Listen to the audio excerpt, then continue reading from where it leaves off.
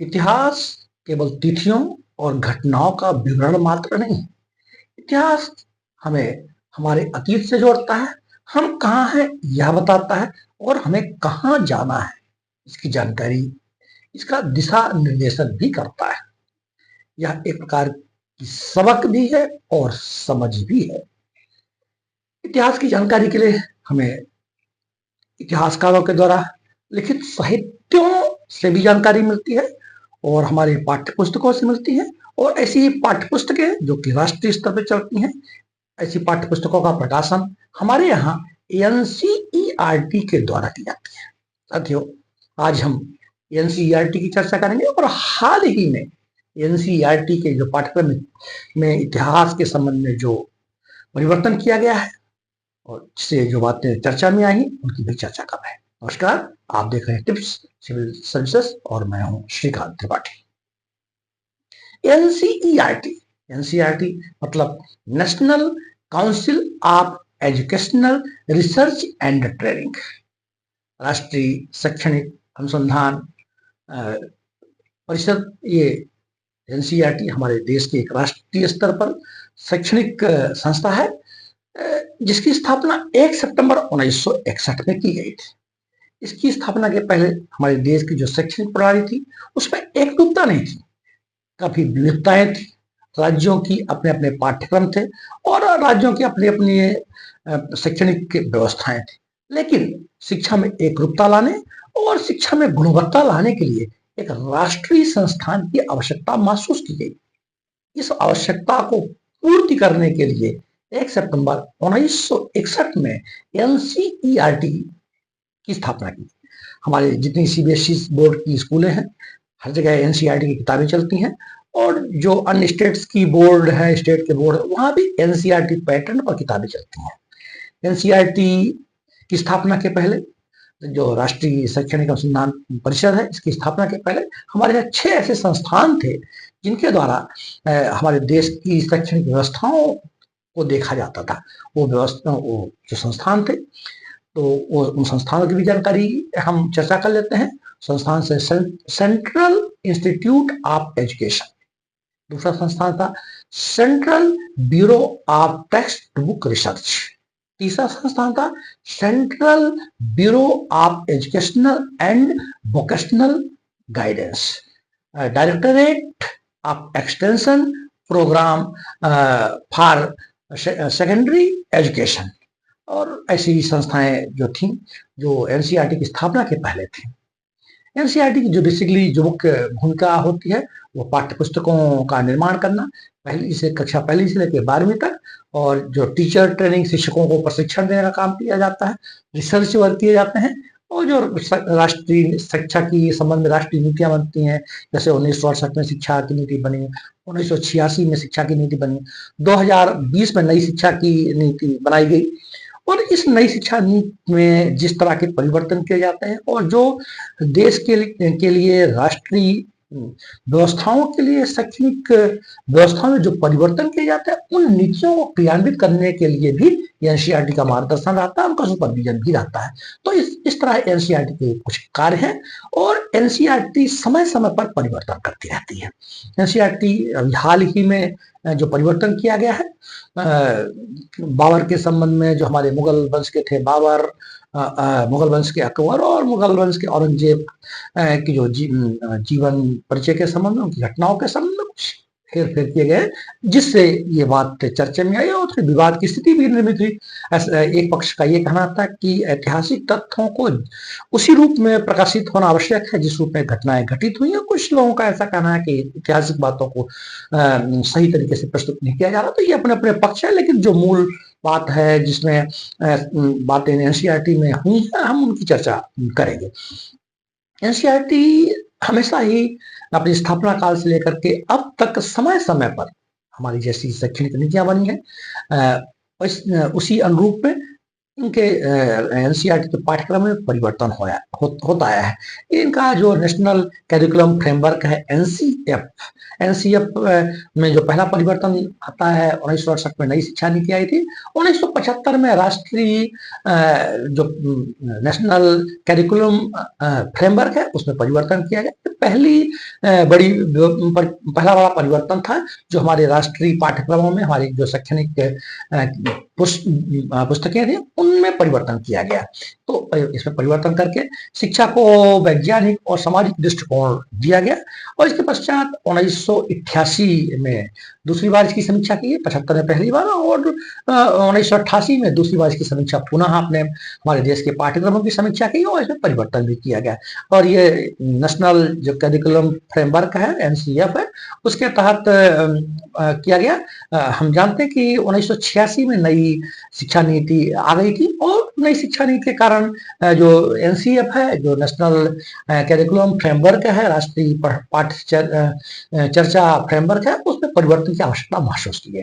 तो 1988 में पुनः राष्ट्रीय शिक्षा नीति के रूप में परिवर्तन किया गया और तीसरा जो पाठ्यक्रम में परिवर्तन किया गया वो 2000 में किया गया। 2000 में जो शैक्षणिक बुक्स थी, पाठ्यक्रम थे, उनमें परिवर्तन करके देखा गया कि जो पिछले जो पाठ्यक्रम थे वो कहाँ कमियां शिक्षा के क्षेत्र में रह गई और उनकी समीक्षा करने के बाद इस बात पर फोकस किया गया कि छात्रों की जो व्यक्तिगत क्षमता है उसको बढ़ाने के लिए पाठ्यक्रमों में बातें शामिल होना चाहिए, तो यह शामिल किया गया और 2005 में पुनः एनसीएफ में परिवर्तन किया गया और सीखने की प्रक्रिया को थोड़ा रोचक बनाया गया। ऐसी व्यवस्था की गई कि छात्र व्यवस्थित तरीके से और रोचक तरीके से बातों को समझ सके और प्रैक्टिकल बेस्ड ज्यादा हो, अनुभव बेस्ड ज्यादा हो। और 2020 में नई शिक्षा नीति है और नई शिक्षा नीति के तहत पुनः 2023 में 2023-24 में एनसीएफ में नेशनल करिकुलम फ्रेमवर्क में परिवर्तन किया गया। इसी परिवर्तन के अनुक्रम में इतिहास में कुछ बदलाव भी किए गए। बदलाव यह किया गया कि जो 7वीं स्तर की जो किताबें थी, 7वीं क्लास में जो राष्ट्रीय स्तर पे सीबीएसई बोर्ड में एनसीईआरटी बुक्स चलती थी, तो 7वीं की किताब में दिल्ली सल्तनत, मुगल वंश और जो औपनिवेशिक काल था, जो ब्रिटिश रूल था, भारत में ब्रिटिश रूल रहा। 16वीं-17वीं शताब्दी से ब्रिटिश रूल शुरू हुआ, ईस्ट इंडिया कंपनी आके आने के पश्चात से और देश की आज़ादी तक ब्रिटिश रूल चलता रहा। तो वो पूरा जो कॉलोनियल एज था, औपनिवेशिक युग था, उसमें भी परिवर्तन की आवश्यकता महसूस की गई, तो उसमें भी परिवर्तन किया गया। तो एक तो जो 7वीं में था उसे 8वीं में कर दिया गया और कुछ जो इतिहास में कुछ अधिक तथ्यपरक घटनाओं को जोड़ा गया। जैसे बात की चर्चा में आई, बाबर जो मुगल वंश के संस्थापक थे, बाबर जो कि 1526 में आकर के यहाँ मुगल वंश की स्थापना की। हम जानते हैं कि मुगल वंश हमारे देश में जब शासन हुआ, दिल्ली सल्तनत महमूद गजनवी अरबों का आक्रमण हुआ, फिर 11वीं शताब्दी महमूद गजनवी का, महमूद गोरी का आक्रमण हुआ। इसके पश्चात उनके जो गुलाम वंश के लोग थे, दिल्ली सल्तनत का समय आया, खिलजी वंश आया, तुगलक वंश आया और बाद में अफगान लोदियों का वंश रहा और लोदियों के समय ही तुर्क मुगलों ने यहाँ आक्रमण किया और बाबर यहाँ आक्रमण करके पानीपत का प्रथम युद्ध हुआ इब्राहिम लोदी के साथ में और बाबर के साथ में। ऐसा कहा जाता है कि तोपखानों का प्रयोग बाबर के द्वारा किया और ये लड़ाई जीत ली गई बाबर के द्वारा और मुगल वंश की स्थापना 1526 में कर दी गई। 1526 से 1530 में मुगल वंश के संस्थापक बाबर, जहीरुद्दीन बाबर का शासन रहा और इनके समय में 4 युद्ध भी लड़े गए। तो जो 4 युद्ध थे वो पानीपत का प्रथम युद्ध था, घाघरा का युद्ध था, चंदेरी का युद्ध था और खानवा का युद्ध था। पानीपत का प्रथम युद्ध इब्राहिम लोदी के साथ में हुआ, खानवा का युद्ध राणा सागा के साथ में हुआ, चंदेरी का युद्ध मेदिनी राय के साथ में हुआ। इस टाइप के जो युद्ध थे ये लड़े गए और इन युद्धों में उनकी जीत हुई और स्थापना की गई। जब भी जो उसमें परिवर्तन किया गया तो ये तथ्यपरक बातें तो थी सही, रात में जो था कि जो हिंसाएं हुई इतिहास काल में उसमें एक प्रकार की जो क्रूएल्टी, जो निर्दयता के रूप में सामने आई, इतिहास में बर्बरता के रूप में सामने आई। तो ये शब्दों को भी यूज किया गया कि काफी ऐतिहासिक घटनाओं क्रम में काफी क्रुएल्टी, क्रूर शासन देखने को मिलता है, असहिष्णु शासन देखने को मिलता है। तो बाबर के संबंध में ये शब्द भी जोड़े गए। ये ऐतिहासिक घटनाक्रम के तथ्य पर, घटनाओं के आधार पर चार चार युद्ध हुए और इसके आधार पर ये बातें सामने आई। तो ये बात भी सामने है। वैसे यद्यपि ये सब बातें इतिहास में है कि बाबर शिक्षा प्रेमी थे। उन्होंने खुद अपनी किताब तुर्की भाषा में लिखा, तुझके बाबरी उनके द्वारा लिखी गई तुर्की भाषा में किताब है। और इसके बाद बाबर की मृत्यु के पश्चात 1530 में मृत्यु हो गई और उनके बेटे हुमायूं का शासन आया। हुमायूं का शासन के पश्चात अकबर का शासन काल आया। तो अकबर के शासन काल में जो परिवर्तन किया गया उसमें लिखा गया कि क्रूरल्टी तो इसमें भी देखने को मिलती है, लेकिन सहिष्णुता भी, अकबर का जो शासन काल था उसमें सहिष्णुता भी देखने को मिलती है। तो क्रूर और सहिष्णु शब्द जोड़ा गया। अकबर का शासनकाल हुमायूं के शासनकाल के पश्चात शुरू होता है और 1526 में पानीपत का प्रथम युद्ध हुआ था और मुगल वंश की स्थापना हुई थी। 1556 में पानीपत का दूसरा युद्ध हुआ। उस समय अकबर की उम्र कम थी, 13 वर्ष की उम्र थी और उनके जो संरक्षक थे वो बैराम खां थे और यहाँ के जो हिंदू शासक हेमू। तो ये पानीपत का द्वितीय युद्ध सॉरी बैराम खां और हेमू के बीच में हुआ और पानीपत की ये लड़ाई अकबर के द्वारा जीती ली। हालांकि उस समय उनकी उम्र कम थी, लेकिन बैराम खां के द्वारा ये युद्ध जीत लिया गया और मुगल वंश और भी आगे बढ़ा। ये सभी ऐतिहासिक बातें हैं। तो अकबर के समय में काफी सहिष्णुता भी देखने को मिली और ऐतिहासिक घटनाक्रम में कई युद्ध भी देखने को मिले। पानीपत का दूसरा युद्ध हुआ ही, चित्तौड़ का युद्ध, हल्दी घाटी का युद्ध बड़ा फेमस था। हल्दी घाटी का युद्ध 1576 में हुआ। 18 जून 1576 को हल्दी घाटी का युद्ध हुआ। महाराणा प्रताप और अकबर के बीच था। अकबर का जो सेनापति थे वो मान सिंह थे और महाराणा प्रताप के तरफ भी मुस्लिम सेनापति थे जिनका नाम हकीम खासूर था और जो उनके अकबर के जो सेनापति थे वो मान सिंह थे। और ये हल्दी घाटी का युद्ध हम जानते हैं काफी बड़ी फेमस था। ये राजस्थान के राजसमंद जिले में हल्दी घाटी का युद्ध हुआ और इनका हल्दी घाटी के युद्ध में महाराणा प्रताप का जो घोड़ा था, जिसका चेतक जिनका नाम था, चेतक की कहानी भी इतिहास में बड़ी फेमस थी। बड़ा उनका हार्स था चेतक। इसकी कहानियां पढ़ने को मिलती हैं कि जो घायल होने के बावजूद भी लड़ाई में महाराणा प्रताप को लेकर के आगे चलता रहा और कई जीतें भी प्राप्त की। ये सब ऐतिहासिक बातें थी। तो और अकबर के समय में धर्म संभाव भी सुलह कुल की नीति उनके द्वारा चलाई गई। सभी धर्मों को साथ में सुलह कुल और इबादत खाना 1575 में स्थापित किया गया। दीन इलाही धर्म चलाया गया। तो इस तरह राजस्व प्रणाली में टोडरमल के द्वारा राजस्व व्यवस्था में परिवर्तन किया गया। मनसबदारी व्यवस्था की गई। सेना को और प्रशासन को रैंकिंग सिस्टम, हायरार्की सिस्टम दिया गया। तो इस तरह परिवर्तन अकबर के समय में नवरत्नों की बातें भी इतिहास में मिलती हैं कि उनके नवरत्न थे तानसेन, बीरबल, टोडरमल। तो ऐसे नवरत्नों की परंपरा की शुरुआत भी यहाँ से लेते हैं। तो इस तरह की बातें अकबर के समय में देखने को मिलती है। इतिहास में क्रूर और सहिष्णु शब्द भी जोड़े गए। इसके बाद औरंगजेब का शासनकाल, अकबर के बाद शासनकाल शाहजहां का भी आता है। शाहजहां के बेटे आते हैं औरंगजेब का उनके भाइयों से दारा शिकोह, शुजा और मुराद से युद्ध होता है और अंत में दारा शिकोह को पराजित करके औरंगजेब गद्दी पर बैठ जाते हैं। उनके समय इनका जो शासनकाल था काफी कट्टर था। जिजिया कर भी इन पर लगाया गया। कई मंदिर तोड़ने की बात भी इतिहास में बात सामने आती है। काशी विश्वनाथ का मंदिर, मथुरा का मंदिर, ऐसा इतिहास में बातें आती है। तो काफी असहिष्णु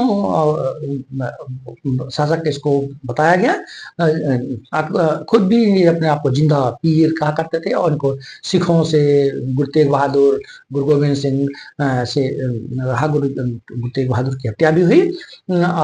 इस तरह की बातें भी इतिहास में आती हैं। सिखों से, मराठों से, जाटों से इनका युद्ध चलता रहा। यद्यपि काफी लंबा शासन रहा, 49 ईयर्स मुगल वंश का शासन रहा। इसके बाद औरंगजेब के समय लगभग कई वर्ष तक तो खानदेश के बाद दक्षिण भारत का जो क्षेत्र था, 27 वर्ष साल तो के आसपास दक्षिण भारत के क्षेत्र में इनका युद्ध चलता रहा।